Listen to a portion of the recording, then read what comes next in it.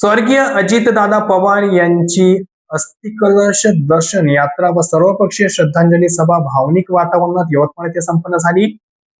महाराष्ट्र राज्याचे लाडके नेतृत्व स्वर्गीय अजितदादा पवार यांच्या पवित्र स्मृतींना अभिवादन करण्यासाठी यवतमाळ शहरात गुरुवारी दिनांक 5 फेब्रुवारी 2026 रोजी आयोजित करण्यात आलेली अस्थिकलश दर्शन यात्रा व सर्वपक्षीय श्रद्धांजली सभा भावनिक वातावरणात व शांततेत संपन्न झाली.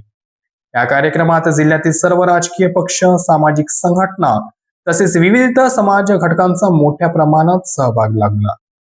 सदर अस्थिकलश दर्शन यात्रेची सुरुवात सकाळी 9 वाजता दारवा रोडवरील महाराष्ट्र हाऊसिंग फायनान्स येथून झाली. त्यानंतर यात्रा शहरातील प्रमुख मार्गावरून मार्गस्थ होत विविध चौक व कार्यालयावर पोहोचली.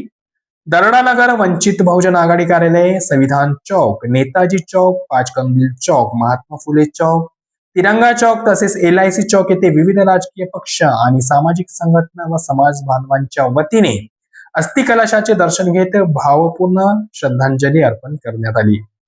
यानंतर ही यात्रा जिल्हाधिकारी कार्यालयात दाखल झाली. जिल्हाधिकारी कार्यालयात बचत भवन येथे सकाळी 10 वाजता अस्थिकलश दर्शन व सर्वपक्षीय श्रद्धांजली सभा पार पडली.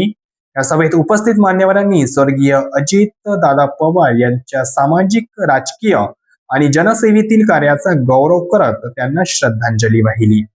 उपस्थित कार्यकर्ते व नागरिकांच्या डोळ्यातून यावेळी अश्रू वाहताना दिसत होते. संपूर्ण कार्यक्रमादरम्यान शांतता व शिस्त राखण्यात आली होती. कोणताही अनुचित प्रकार घडू नये यासाठी प्रशासनाच्या वतीने चोख पोलीस बंदोबस्तही ठेवण्यात आला होता.